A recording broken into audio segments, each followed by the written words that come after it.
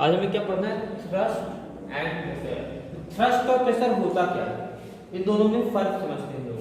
Thrust का मतलब है जब किसी सरफेस में परपेंडिकुलर हम फोर्स लगाएं, परपेंडिकुलर फोर्स लगाएं। मान लो हम इस यहाँ पे इस सरफेस पे परपेंडिकुलर फोर्स, ऐसा फोर्स लगाएंगे, परपेंडिकुलर लगेगी, मींस इससे फोर्स लगाएंगे ये ऐसा जाएगा, परपेंडिकुलर होगा। जब परपेंडिकुलर फोर्स किसी सरफेस पे हम लगाएंगे तो हम उसे क्या बोलते हैं? थ्रस्ट बोलते हैं। क्या बोलेंगे? थ्रस्ट। थ्रस्ट का मतलब क्या, डेफिनेशन आपको लिखो, the force acting on the object, the force acting on the object.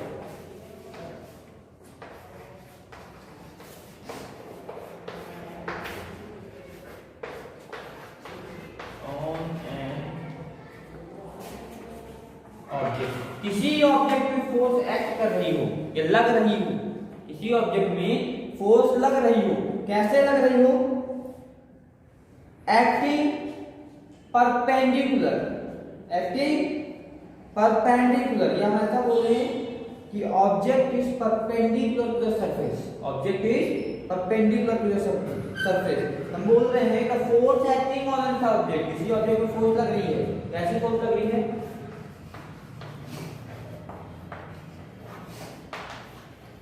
Perpendicular लग रही है। कैसे लग रही है? किसी ऑब्जेक्ट में फोर्स लग रही है, कैसे लग रही है? परपेंडिकुलर लग रही है। कैसी परपेंडिकुलर? किस फॉर्म में है? Perpendicular to the surface. किसके लिए परपेंडिकुलर है? सरफेस पे perpendicular to the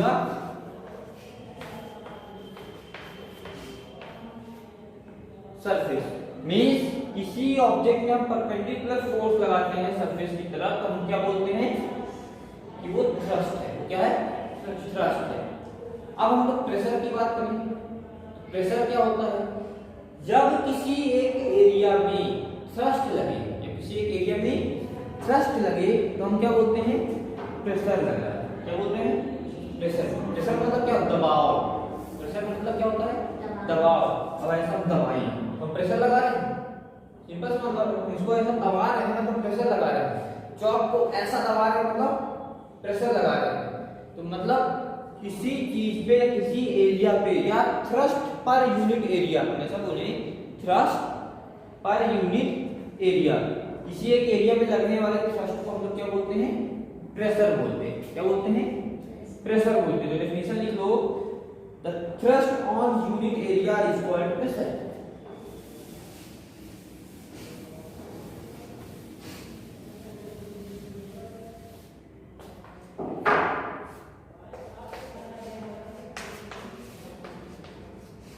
Thrust on unit area is called pressure. Unit area में लगने वाला थ्रस्ट क्या कहलाता है? प्रेशर कहलाता है। डेफिनेशन लिख देते हैं, pressure equals to thrust upon area. ये हो गया उसका फॉर्मूला। डेफिनेशन के बाद ये हो गया उसका फॉर्मूला। ऐसा यूनिट कितनी होगी? न्यूटन पर मीटर स्क्वायर। क्या हम इस प्रकार से लिखे थे, इस प्रकार से लिखे, दोनों ही एक ही बात है। अब प्रेशर हम लोगों ने बात की, प्रेशर क्या की डेफिनेशन क्या होती है। अब हम ये बात कर लेते हैं प्रेशर फ्लूइड्स में होता है कि नहीं होता, लिक्विड्स में प्रेशर लगता है या नहीं लगता है। अभी तुमने केवल प्रेशर की डेफिनेशन पढ़ी, अब हम ये देखते हैं कि प्रेशर किन किन चीजों में लगता है। तो जो फ्लूइड में प्रेशर लगता है वो किस प्रकार से लगता है? सॉलिड का तो हमें पता है कि सॉलिड में प्रेशर लगता है। सॉलिड में किसी सॉलिड ऑब्जेक्ट का प्रेशर होता है कि नहीं होता, ये हमें पता है। क्यों पता है? कोई भी सॉलिड ऑब्जेक्ट लो, उसका वेट होगा, उसका कुछ वेट होगा और वो वेट प्रेशर तो देगा ही देगा। अरे इसको ऐसा कर दे, प्रेशर तो लगेगा ना।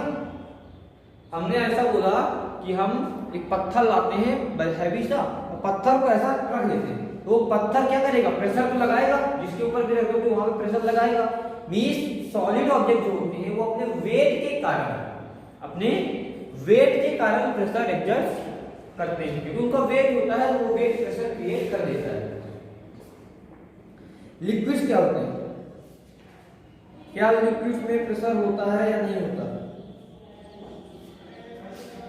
तो लिक्विड का प्रेशर होता है, बट ऐसा होता है, आप ऐसा हम बोलते हैं किसी एक बॉटल लो, कोई एक बॉटल ले लो और हम पानी की बॉटल का एग्जांपल लेते हैं, कोई बॉटल, पानी की बॉटल का एग्जांपल लेते हैं, जब पानी से भरी हुई होती है तो उसमें क्या होता है, फुल भरी हुई उसको दबाते क्या दबती है, बहुत लिटिल दबती है, मींस उसमें प्रेशर लगता है। वाटर क्या कर रहा है, उसको फोर्स कर रहा है बाहर जाने के लिए, बॉटल ना दबे इसलिए क्या कर रहा है, अंदर का लिक्विड फोर्स कर रहा है।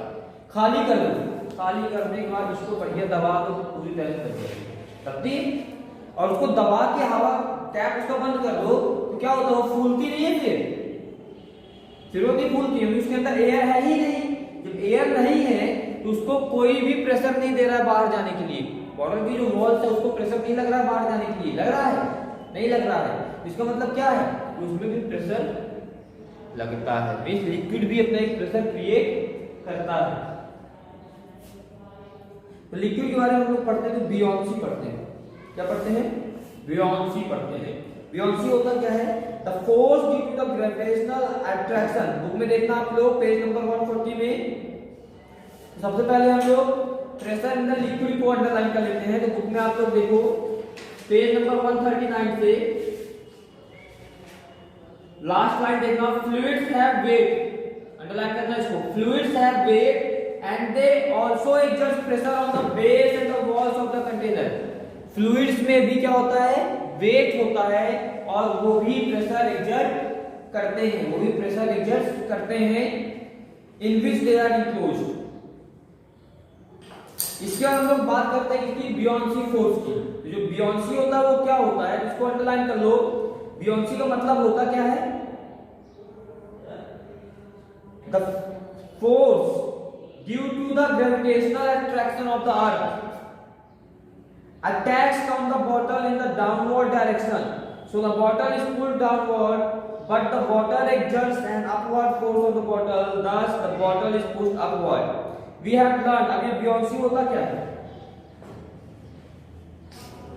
बियोंसी फोर्स क्या है, बियोंसी फोर्स हम ऐसा फोर्स बोलते हैं, मान लो कोई एक बॉटल लेते हैं और लिक्विड में डाल देते हैं, लिक्विड में डाल देते हैं, ये पानी में डाल देते हैं, जब पानी में कोई बॉटल डालते हैं, कोई भी चीज डालते हैं तो आप लोग क्या लिखते हो कि ग्रेविटेशनल जो होते हैं फोर्स वो अपनी तरफ से खींचती, ग्रेविटेशनल फोर्स उसको अपनी तरफ खींचे, तो नीचे जाना चाहिए, लेकिन वो नीचे नहीं जाता। हमने बोला ग्रेविटेशनल फोर्स है तो ग्रेविटेशनल फोर्स अपनी तरफ खींचेगा तो उसको नीचे जाना चाहिए ना, लेकिन वो नीचे तो नहीं जाएगा। पानी में बॉटल डालोगे जाती नीचे, डूबती नहीं, तैरती रहती, क्यों, क्योंकि ग्रेविटेशनल फोर्स तो उसको बोल रही है कि आप नीचे आओ, बट वाटर की जो फोर्स है, वाटर में फोर्स है, वो क्या बोल रही है, अपवर्ड फोर्स लगा रही है वाटर में, क्या लगा रही है, अपवर्ड फोर्स लगा रही है, ऊपर की तरफ फोर्स लगा रही है, इसी कारण से बॉटल क्या है, नीचे डूब नहीं रही है, ऊपर तैर रही है, ऊपर क्या हो रही है, तैर रही है। तो ये जो अपवर्ड फोर्स है, वाटर ने जो ये अपवर्ड फोर्स लगाया है, अप थ्रस्ट कहलाता है, क्या कहलाता है, अप थ्रस्ट। तो अपवर्ड फोर्स जो है इसी को हम लोग क्या बोलते हैं, बियोंसी बोलते हैं, क्या बोलते हैं, बियोंसी फोर्स, क्या बोलते हैं, बियोंसी। ये लिक्विड्स में पाई जाती है, कहां पे होती है, ये लिक्विड्स में होती है। Why objects float or sink when placed on the surface of water।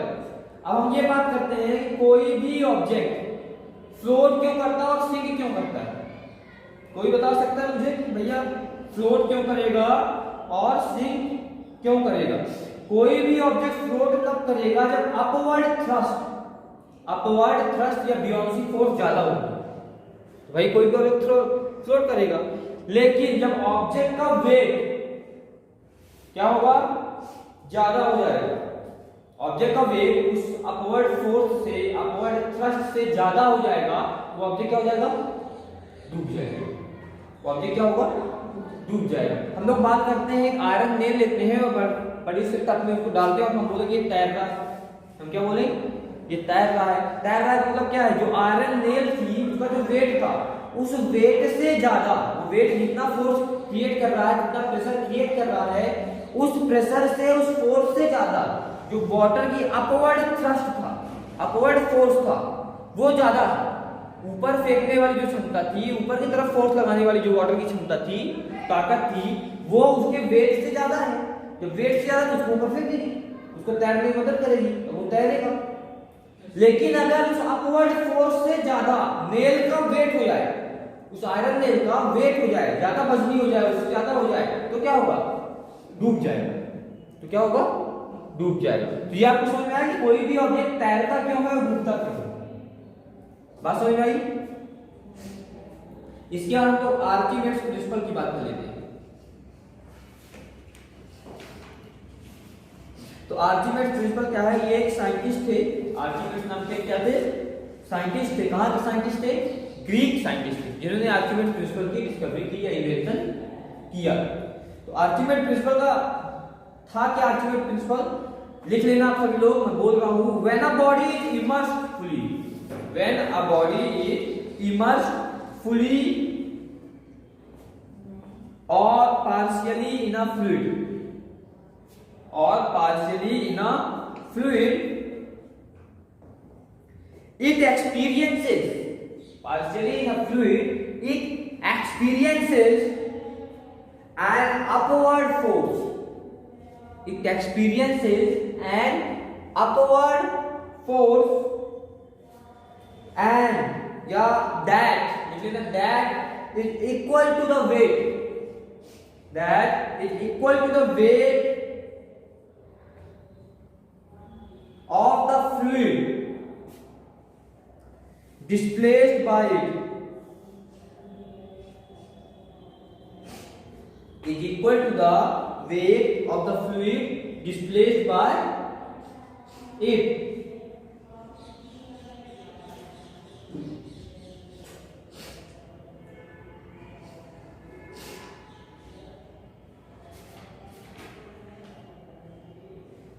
अब हम लोग क्या बोलते हैं कि मां बोल रहा है, आर्किमिडीज ने क्या बोला? आर्किमिडीज ने बोला कि अगर कोई बॉडी पूरी तरह से इमर्स हो जाए या आधी इमर्स हो, कुछ इमर्स हो या पूरी तरह से इमर्स हो जाए, तो जब पूरी तरह से इमर्स हो जाएगी तो जो उसमें अपवर्ड फोर्स लगेगा, जो उसमें अपवर्ड फोर्स लगेगा वो किसके बराबर होगा? जो उस बॉडी या फ्लूइड का वेट है, जो उस बॉडी या फ्लूइड का वेट है उसके बराबर लगेगा। जितना वेट उसको वो क्या करेगा? डिस्प्लेस करने में लगा रहा है, फ्लूइड जितना वेट डिस्प्लेस करने में लगा रहा है उतना ही अपवर्ड फोर्स लगेगा, उतना ही क्या लगेगा? अपवर्ड फोर्स लगेगा।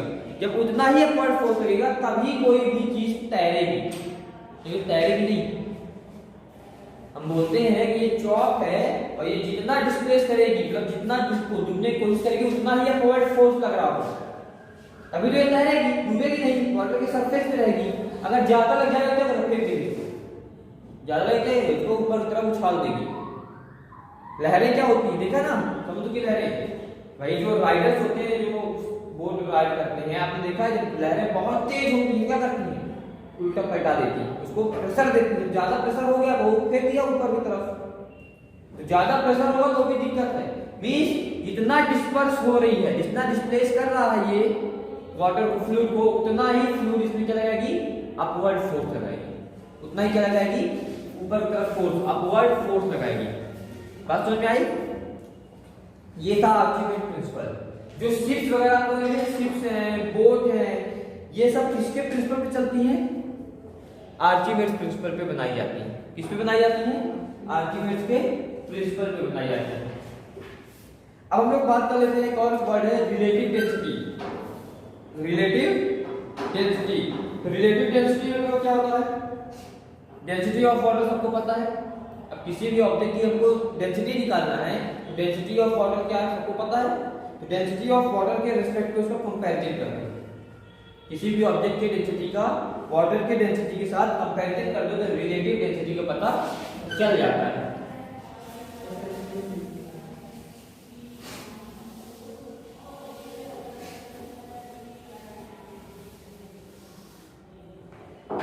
Relative density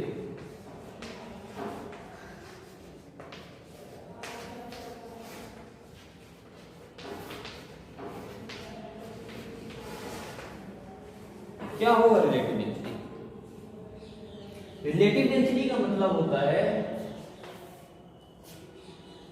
density of any object, किसी भी ऑब्जेक्ट की डेंसिटी तो किसी भी सब्सटेंस की डेंसिटी का कंपैरिजन हम करते हैं, किसके साथ कंपैरिजन करते हैं? रेशियो निकालें। तो क्या निकालें? रेशियो निकालें। किसके साथ रेशियो निकालें? डेंसिटी ऑफ वाटर के साथ, डेंसिटी ऑफ वाटर के साथ। तब वो कहलाते हैं क्या? Relative density. रिलेटिव का शब्द तुम समझते हो ना? रिलेटिव वर्ड का मीनिंग समझते हो? रिलेटिव शब्द को समझते हो? रिलेटिव का मतलब क्या है? रिश्तेदार, रिलेशन बताना। रिलेटिव का मतलब क्या है? रिलेशन बताना। ठीक है, किस प्रकार से रिलेट करेगी, किस प्रकार से रिलेट करेगी। तो हम क्या बता रहे हैं? किसी भी ऑब्जेक्ट या सब्सटेंस का रिलेशन, डेंसिटी किसके साथ रिलेट कर रहे हैं?